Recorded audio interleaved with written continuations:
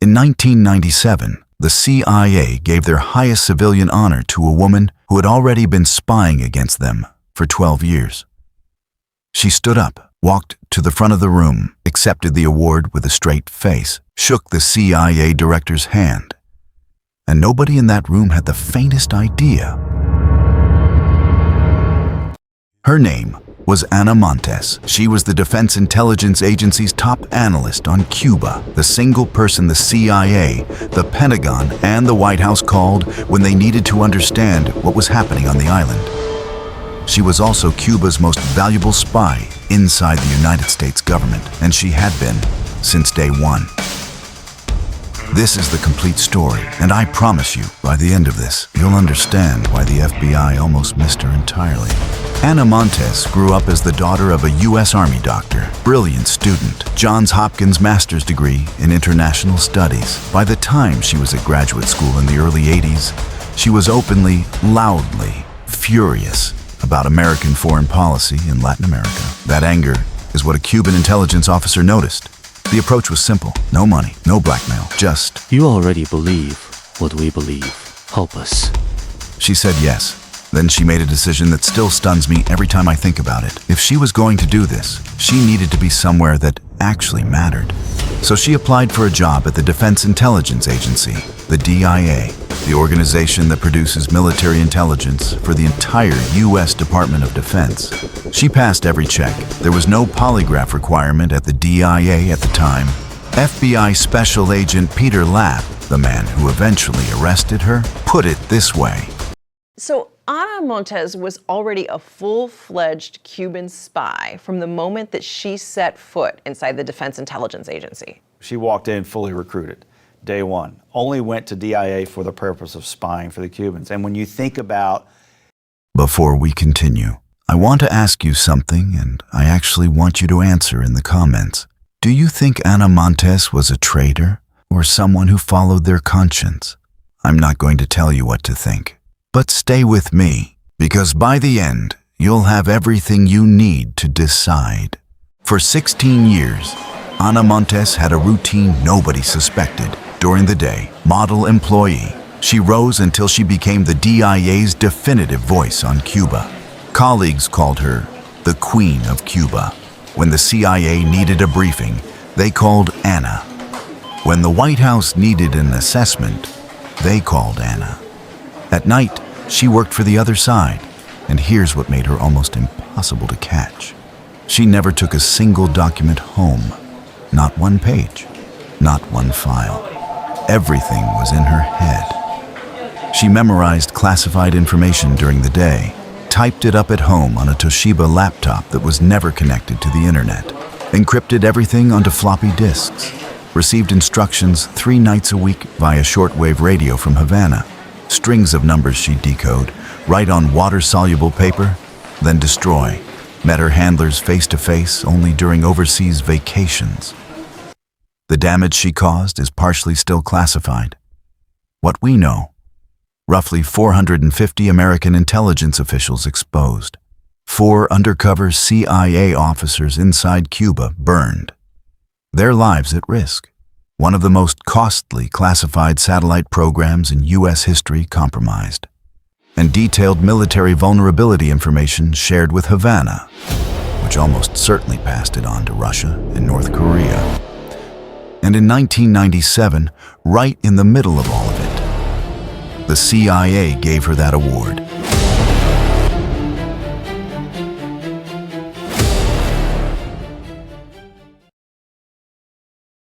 Here's the detail that gets buried in every other version of this story.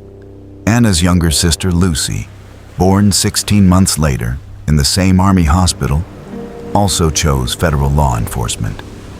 Lucy worked for the FBI. In 1998, Lucy was assigned to a Miami counterintelligence unit with one specific job: take down the Cuban spy network known as the WASP network. The operation succeeded. 10 Cuban officers arrested. Over 1,400 pages of seized intelligence. Lucy Montes helped dismantle the exact kind of network her own sister was running. She had no idea. In Havana, they panicked and cut off all contact with Ana. complete silence. No meetings, no radio messages, nothing. For Anna, a woman who had no close friends, whose entire life revolved around this mission, it was a breakdown. She started showering obsessively, ate only boiled potatoes for weeks, wore gloves when she drove. She was falling apart, and there was nobody she could tell. The cruel irony I can't get past. The sister who had come closest to exposing Anna was also the reason Anna had gone this long unsuspected. Because nobody looks at a woman with 2 siblings in the FBI and thinks spy. But while Anna was silently unraveling, one person refused to stop looking. Her real name has never been made public. The investigators call her Elena Valdez, NSA analyst, Cuban refugee. She'd fled Castro's government as a child, and she was certain that someone inside the US government was feeding secrets to Havana. She built a profile from intercepted communications. The mole had bought a specific Toshiba laptop, visited Guantanamo Bay in July 1996, had access to a DIA system called SAFE. She brought it to the FBI. They assigned an agent. He investigated for 2 years and found nothing. She went above the FBI's head. The response she got was a threat. Drop this or you lose your job. Or worse. She didn't stop. When she mentioned the word SAFE to a DIA analyst, he froze. SAFE wasn't a generic word. It was the DIA's own internal classified database.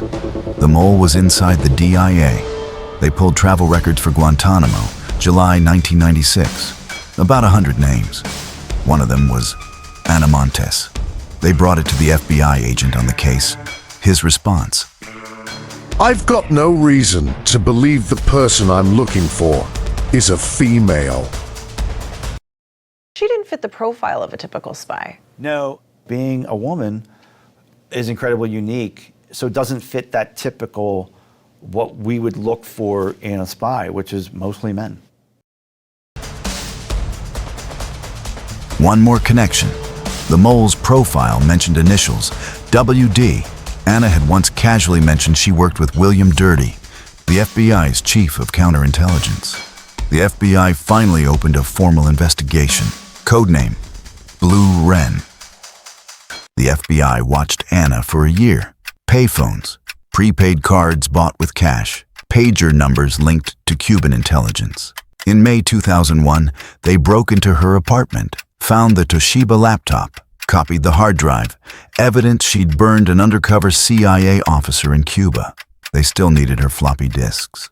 So they built a trap. The DIA staged a fake briefing 1 floor below her desk. The analyst next to her was told someone hit his car. Anna left her purse behind. An FBI agent, posing as IT support, walked in and took it. Inside, prepaid calling cards, a Cuban intelligence pager number, handwritten numeric codes, and a red leather bag packed with maps of Paris, Spain, and 4 crisp $100 bills, her escape kit, ready to go at a moment's notice. Then September 11th happened, and the DIA realized that Anna was about to be briefed on the full plan for the invasion of Afghanistan. They couldn't wait. September 21st, 10 days after the towers fell. Fake meeting, conference room, 2 FBI agents, handcuffs. Peter Lapp later said they expected her to collapse. She walked out calm, almost proud. During 7 months of interrogations after her arrest, she said something that I think you need to hear directly. She said, if the Cubans asked me to provide them with intelligence about what we were doing in Afghanistan, I absolutely would have done that.